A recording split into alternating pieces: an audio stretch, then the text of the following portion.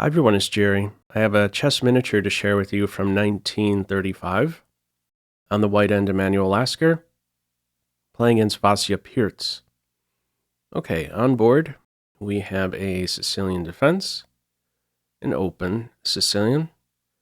Only a 20 mover here, so something goes wrong shortly here with Black's play. So far, everything is fine. Just getting some more development in here for each side. It's right about here where Black now goes wrong. So everything up until this point is cool.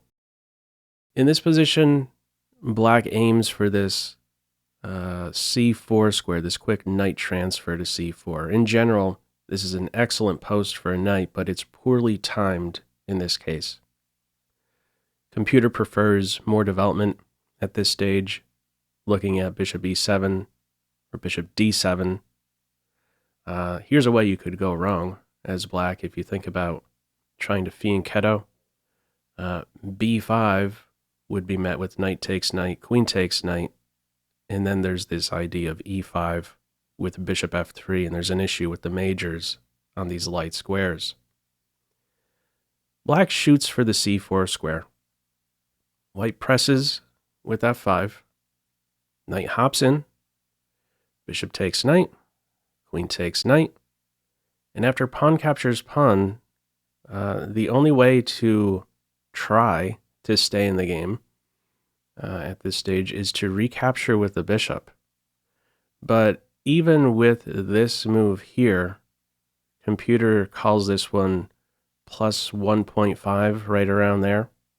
It likes this idea to jump in to d5, give up a pawn, open lines, this one here. Plus 1.5 evaluation, this position right here. Now, with how Black plays it, ends up capturing with the pawn. And this is now completely lost. The follow-up from here is an exchange sacrifice on f6. And this paves the way for the queen to now pounce. With check, Black has to now go uncastled. And there isn't a great square for the king. How it's played from here, king goes to d8. And in reply to that, the queen gets to f7. So something I questioned here, why doesn't the king maybe go to this square here and keep the queen off of the f7 square? If this move was played, here's how White could continue. Sharp move. Knight f5 check. Now what? If you decline this capture, the queen is going to enter, and it's just going to be that much more powerful. Here's the thing. If the knight is captured, the other knight would then pounce here on d5, and this is a disaster for Black. Could easily lead to mate. King here, queen enters with check. King here would be a mate in 2, queen e8, queen e7. What would happen if king to d8? There's a check here on b6, and this is a cool little mate, actually, from this point right here. A couple fancy pawn moves. Only reply here after a4 is to take. Only reply after c4 is to take. And then this final piece delivers the mate. So it's a big problem here for Black, clearly. Once the white queen lands here on, all the way back here, once it lands here on this h5 square, king here gets punished by knight f5. So it's king d8 in this game. And now comes queen f7. Now, my initial thought when I saw this move is, okay, we're ready to chop on f6, win a pawn, and land a fork, win the rook. There's something more going on, though. There is a pin present now with the queen on f7. In the game, the bishop goes to d7. Here's a question, though. What would happen if the bishop goes to e7 to defend this f6 point? Well, here's this other detail with the queen here on f7. This is the pin I'm referring to. White would have knight f5 in this position as well. Pawn takes knight, you lose the queen. What is black supposed to do about the pressure on the bishop? If the queen falls back to c7, I must admit, when I saw that this might be a move to defend, I thought, oh, we just play bishop b6 and pin and win the queen. If queen takes bishop, we take the bishop for mate. Not quite. If queen c7 here, bishop b6, the bishop is captured with check.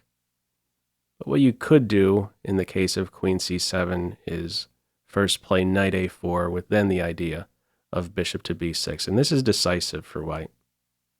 Maybe even knight b6 could be a move, especially if it's landing with a fork.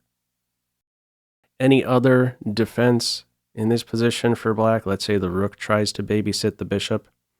The bishop can sweep in with check, and this final piece could enter in on the attack. Look at how bottled up black would be here. Neither bishop has a legal move.